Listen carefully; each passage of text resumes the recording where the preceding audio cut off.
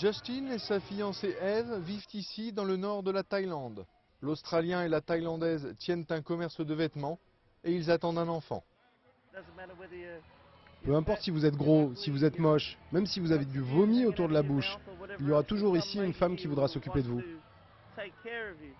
Il y aurait environ 60 à 70 000 couples mixtes dans cette région rurale, une des plus pauvres de Thaïlande, à l'écart des sentiers touristiques.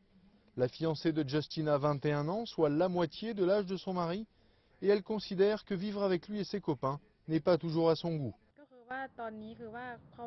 Il n'est plus célibataire, mais quand il sort, il ne rentre qu'au petit matin. Ce n'est pas acceptable, donc on se dispute régulièrement. Dans ce type de couple biculturel où la différence de niveau de vie au départ est parfois monumentale, l'argent peut jouer un rôle déterminant, voire fausser la relation. Si la fille a 30 ans de moins que vous lui achetez peut-être une maison pour pas grand-chose, mais qui sera à son nom. Dans un village où elle connaît tout le monde, où il y a plein de jeunes hommes très attirants de son âge. Je veux dire qu'il ne faut pas avoir inventé l'eau chaude pour comprendre qu'il peut y avoir comme une sorte de piège. Parfois, c'est la femme qui s'estime piégée avec un mari pas forcément choisi pour les meilleures raisons. Mais certains couples parviennent à reconstruire un équilibre. Ronnie, un Australien de Brisbane, a rencontré sa femme logie en vacances en Thaïlande.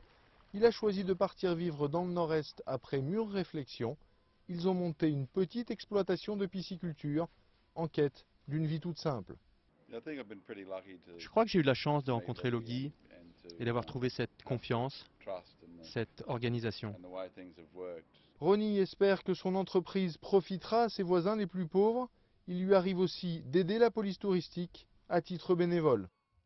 Je ne sais pas. Je crois que j'ai trouvé quelqu'un de bien. Vous savez, il prend soin de moi. Tous deux espèrent avoir fondé un petit coin de paradis dans un petit coin de Thaïlande.